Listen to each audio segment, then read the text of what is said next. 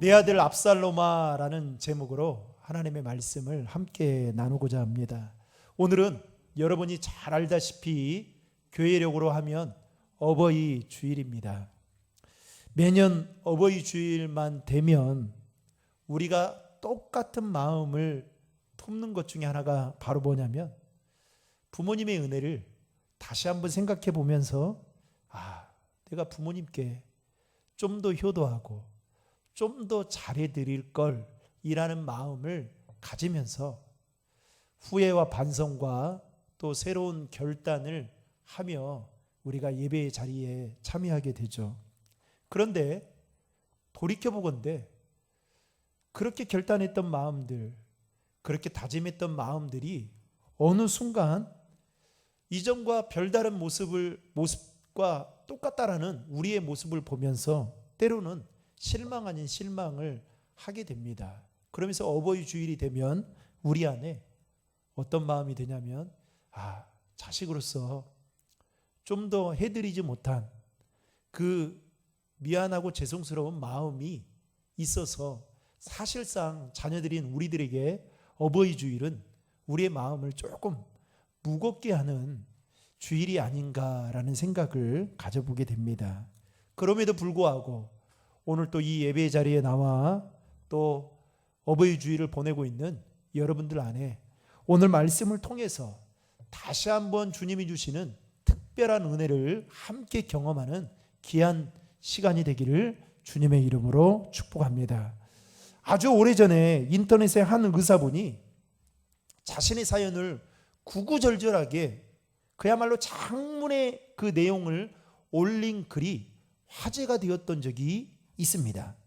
이분은 암 전문의 의사인데요, 나름 명성이 있었던 의사였습니다. 그런데 이분은 매년 5월 어버이날이 다가오면 자신이 부르자라는 이 죄책감 때문에 마음에 짓눌려 가지고 그렇게 힘들게 시간들을 보냈다고 하면서 자신의 사연을 인터넷에 올리게 됐는데요.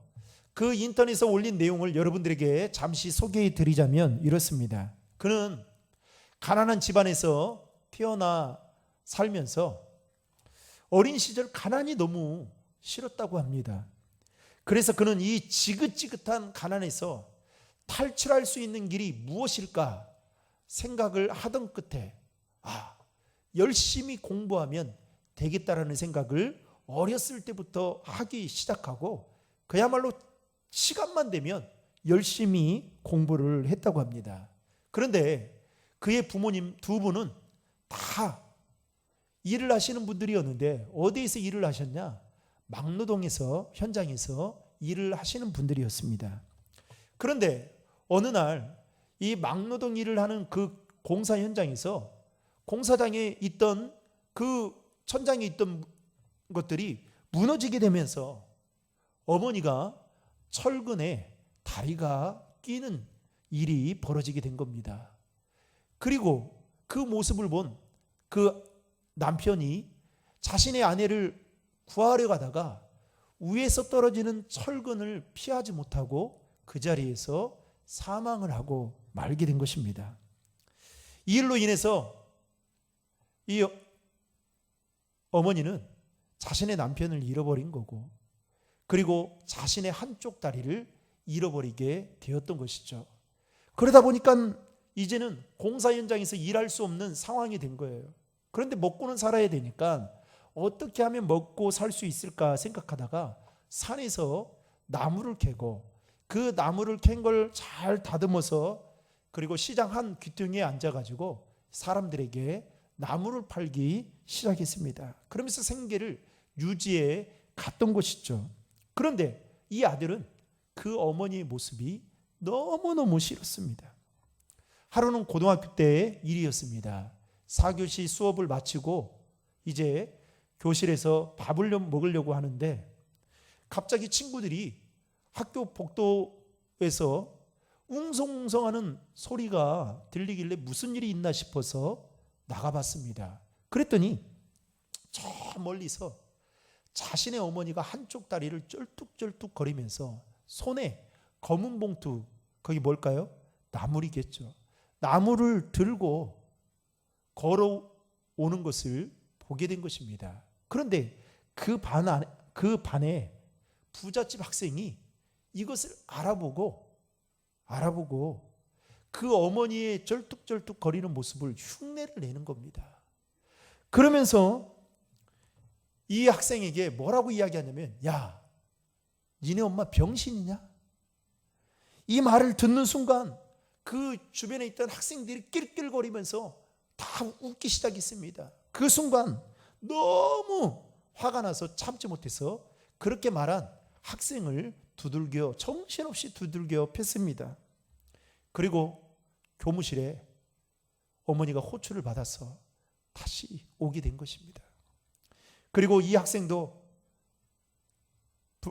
불려서 교무실에 갔더니 옷을 잘 차려입은 한 아주머니와 그리고 자신에게 두들겨 맞은 그 학생이 어머니를 향해서 큰 소리를 막 치면서 입에 담을 수 없는 그 모욕과 수치스러운 거북한 말들을 내뱉기 시작했습니다. 이 소리를 이 아들이 듣게 된 것이죠. 순간 화가 났는데 어머니가 계시니까 꾹 참고 있었습니다. 그런데 이 아들이 더 화가 난 것은 어머니의 행동이었습니다. 그의 어머니는 아무 말 하지도 않고 연신 머리를 숙이면서 죄송하다고, 이 말만 하는 그 어머니의 그 모습이 아들이 너무 싫어서 나중에 집으로 돌아오는 길에 어머니에게 그 아들이 이렇게 말했습니다. 엄마, 차라리 엄마가 없었으면 좋겠어요. 그 후로 17년의 세월이 흘렀습니다. 그리고 그는 열심히 공부해서 의사가 되었습니다. 그리고 사랑하는 사람을 만나 가정도 꾸리게 되고, 그리고 처갓집의 도움을 받아서 병원도 개업하고, 개업한 병원이 너무 잘 되어서 이제는 나름 가난에서 탈출하는데 성공을 하게 됐습니다.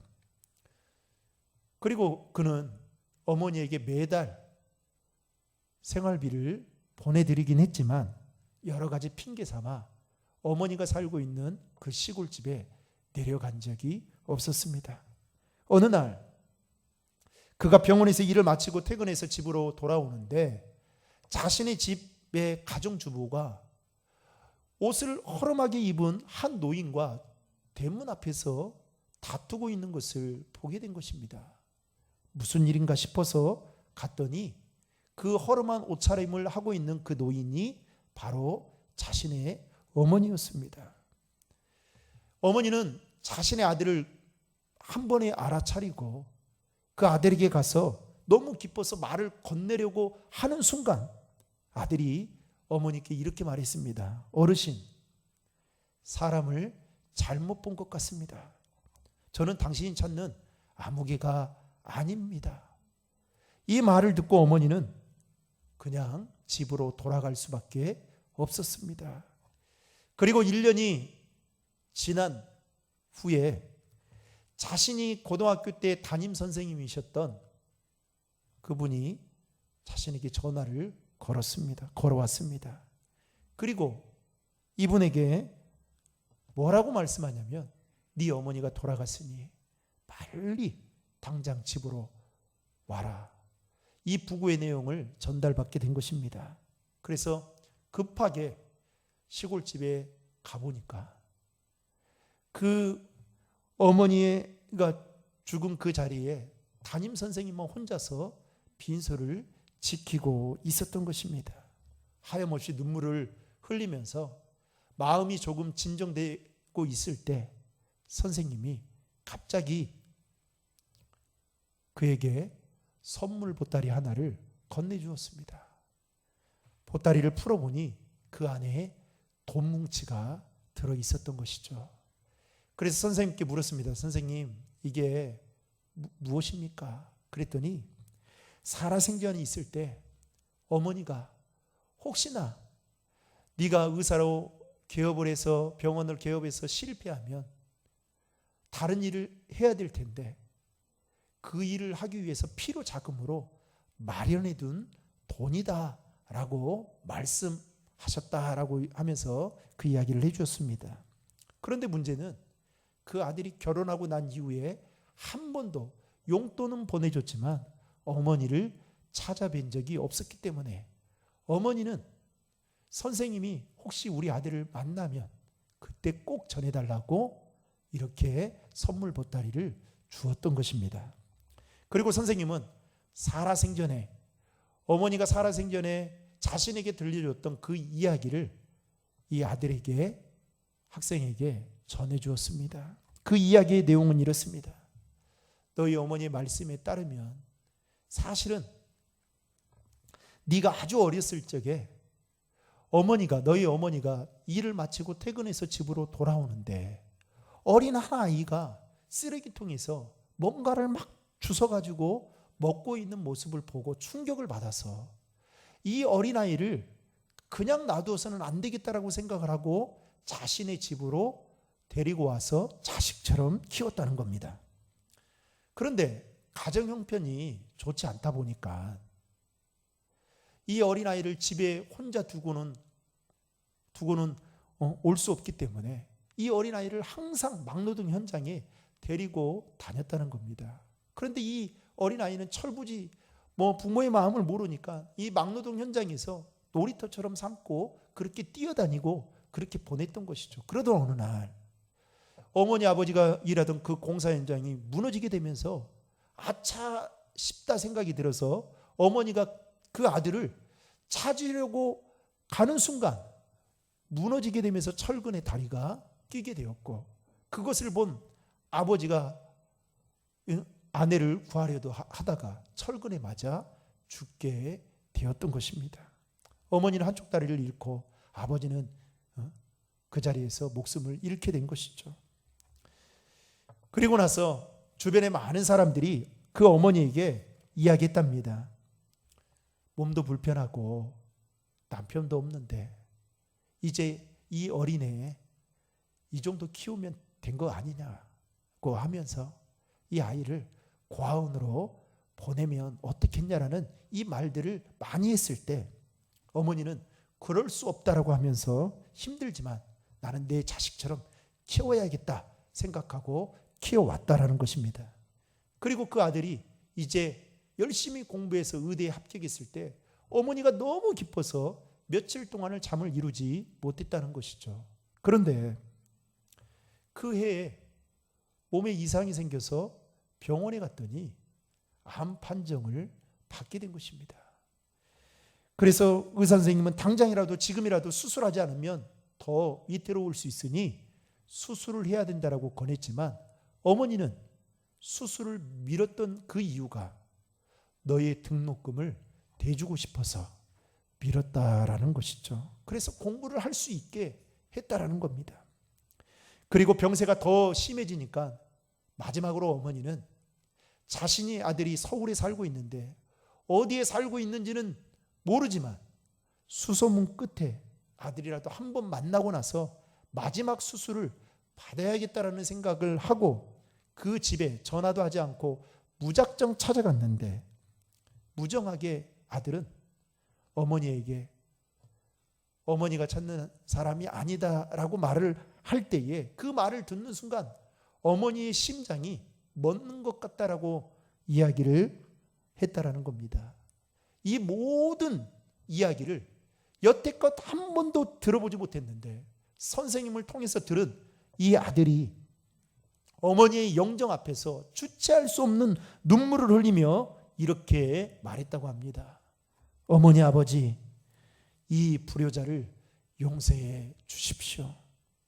그리고 그는 5월 어버이날이 돌아오면 그의 마음이 이렇습니다라고 말하면서 내 글을 읽는 모든 사람들은 저와 같은 사람이 되지 않았으면 좋겠습니다 라는 차원에서 이와 같은 글을 올렸다고 합니다.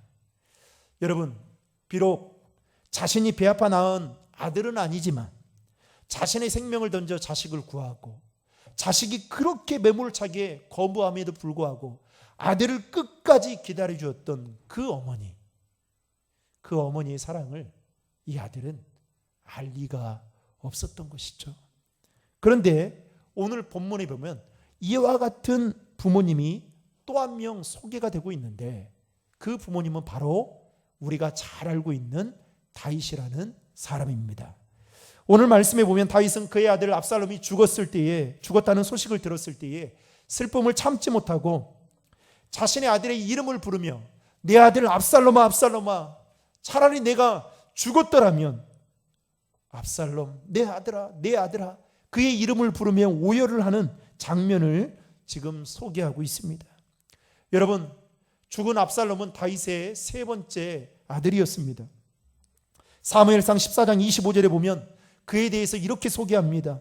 그는 이스라엘 가운데 아름다움으로 크게 칭찬받는 자가 없을 정도로 발바닥부터 정수리까지 흠이 없었도다. 한마디로 외형적으로도 뛰어난 사람이었고 그의 삶에도 흠잡을 데가 없을 만큼 그는 훌륭한 아들이었습니다.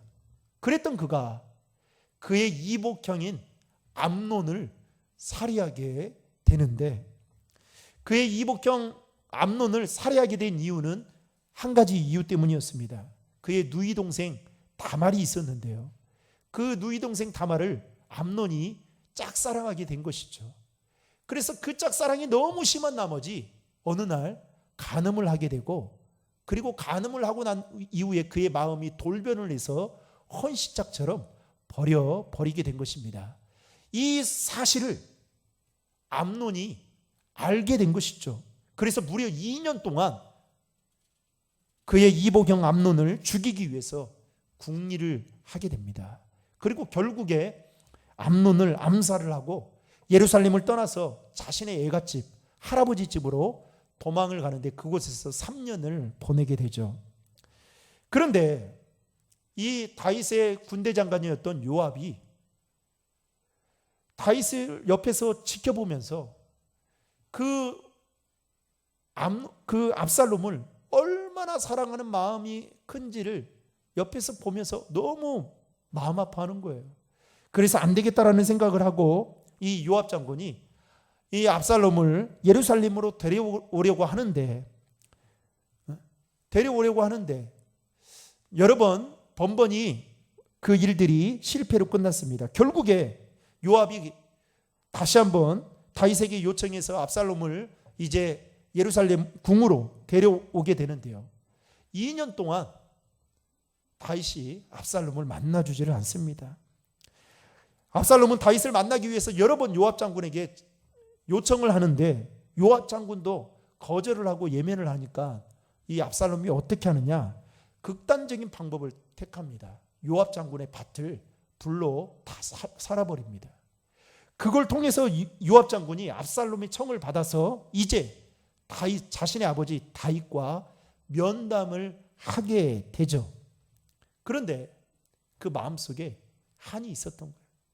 그 마음속에 아버지에 대한 좋지 않은 마음이 있었던 거예요. 내가 예루살렘에 왔는데 2년 동안 나를 만나주지 않아? 그래서 그때 이 압살롬이 어떤 마음을 품느냐, 내가 반역을 일으켜야겠다라는 마음을 품게 됩니다. 그래서 그 쿠데타를 일으키기 위해서 자신을 지지해주는 세력이 있어야 되는데 그 세력을 얻기 위해서는 백성들과 친해지면 되겠다라는 생각을 갖게 됩니다. 그래서 그는 매일마다 예루살렘 성문 곁에 서가지고요, 왕에게 재판을 받기 위해 찾아오는 사람들에게 먼저 가서 내가 그것을 시시비비를 가려주겠다라고 하면서 백성들의 마음을 얻기 시작하는데 무려 2년에 걸쳐서 그 마음을 얻게 됩니다. 그러면서 백성들이 이 압살롬의 그 지혜로움에 대해서 감탄을 합니다. 아버지 다윗보다 훨씬 괜찮은 사람이구나. 그러면서 마음을 압살롬에게 주기 시작합니다. 그때 왕은 누구였습니까? 자신의 아버지 다윗이었죠. 그래서 다윗 왕에게 쏠렸던 그 마음이 이제는 압살롬에게 쏠려지게 될 때에 압살롬이 그때서야 드디어 이제 반역을 일으켜야겠다는 생각을 하고 헤브론에서 반역을 일으키게 됩니다.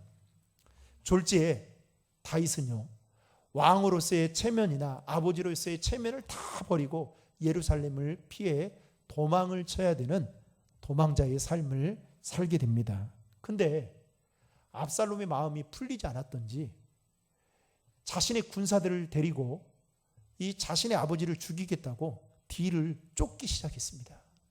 결국 다윗의 군사들과 그리고 압살롬의 군사들과 이제 만나서 전쟁을 치르게 되는데, 그 전에 사무엘하 18장 5절에 보면 다윗이 자신의 군사들에게 이렇게 요구를 합니다.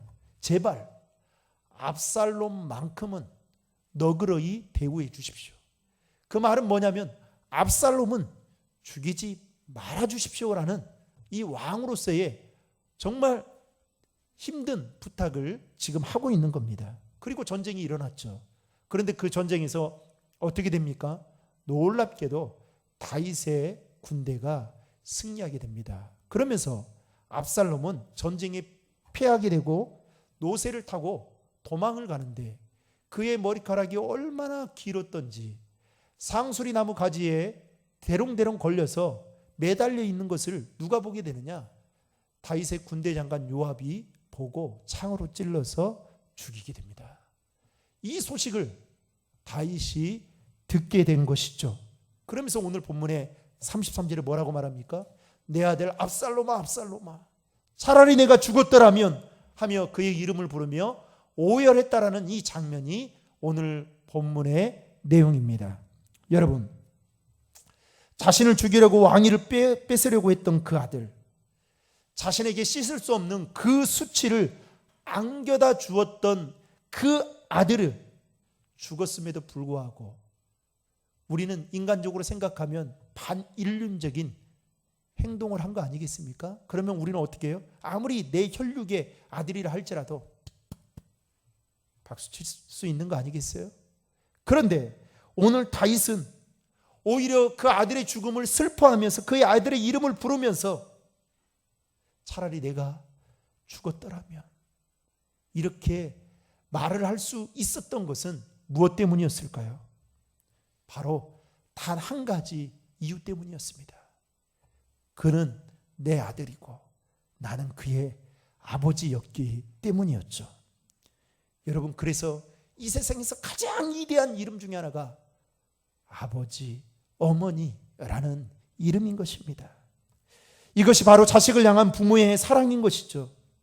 그런 점에서 자식에 대한 부모의 사랑은 어쩌면 하나님이 주신 것이 아닌가라는 생각을 해보게 됩니다. 여러분, 하나님의 사랑과 부모님의 사랑에는 한 가지 공통점이 있습니다.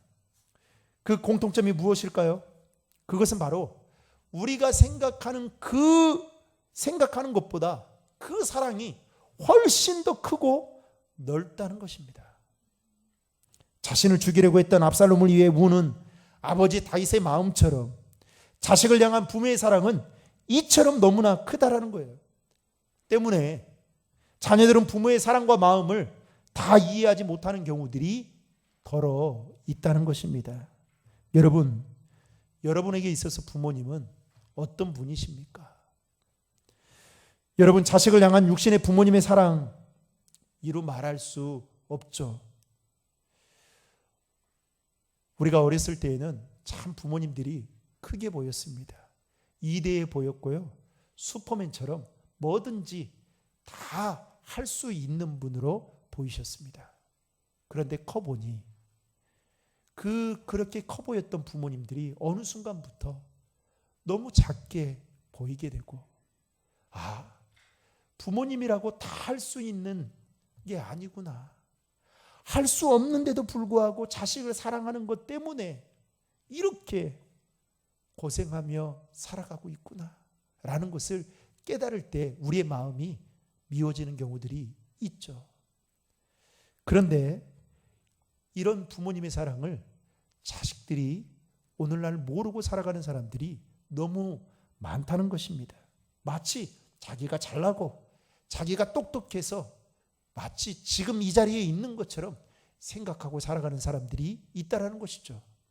앞에서 말씀드렸던 그 명성 있는 의사도 자기가 열심히 공부했기 때문에 의사가 된 것처럼 생각했지만, 여러분, 그 휴지통에서 무언가를 살기 위해 주워 먹고 있는 그 아들을 여러분 어머니가 데려다 키지 않았더라면 그 아들이 어떻게 됐을까요? 어머니의 그 생명과도 바꾼 그 학비를 어머니가 대주지 않았더라면 그가 공부할 수 있었을까요? 그런데 오늘날 이 땅에 있는 많은 자녀들이 내 힘으로 지금까지 여기까지 왔다라고 생각하고 그 부모님의 사랑과 은혜를 모른 채 살아가고 있는, 철부지와 같은 삶을 살아가고 있는 사람들이 많다라는 것입니다. 여러분, 자식을 향한 육신의 부모님의 사랑이 정말 큽니다. 하물며 우리의 영혼의 아버지이신 하나님의 사랑은 여러분 이것과도 비교할 수 없겠죠. 그만큼 크고 깊고 놀랍습니다. 여러분, 그 사랑의 증거가 바로 제 뒤편에 있는 십자가입니다. 주님께서는 죄인인 우리를 구원하시기 위해서 십자가에 못 박혀 그야말로 물과 피 한 방울 남김없이 다 쏟아 부으시고 화목 제물이 되어주셨습니다.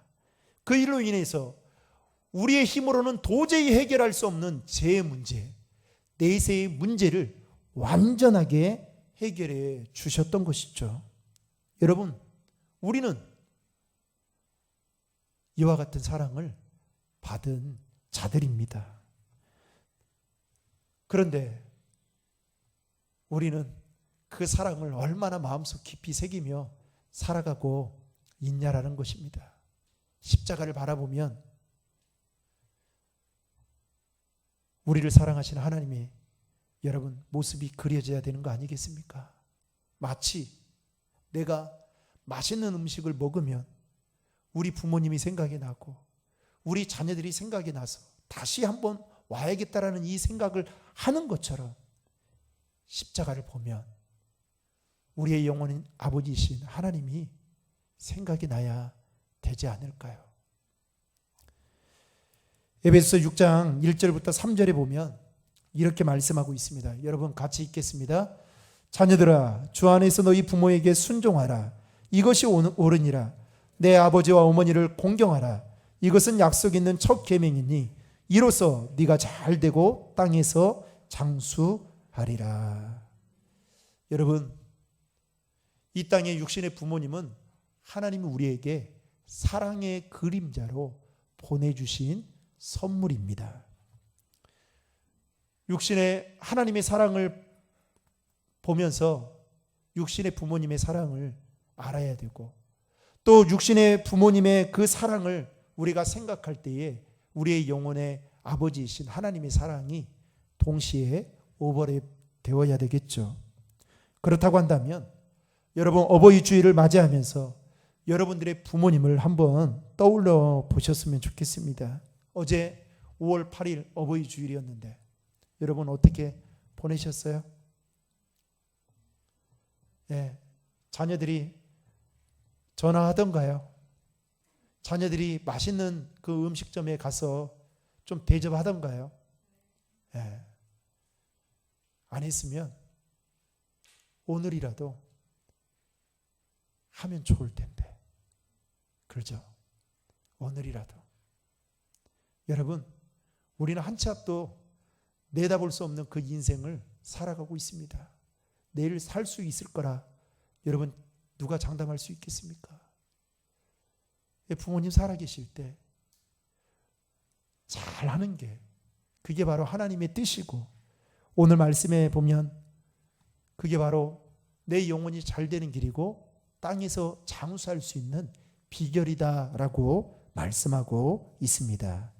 사랑하는 성도 여러분, 어버이 주일을 맞아 이 땅의 육신의 부모님이신 그 부모님을 여러분들이 잘 효도하고 공경하고 섬길 수 있기를 바랍니다.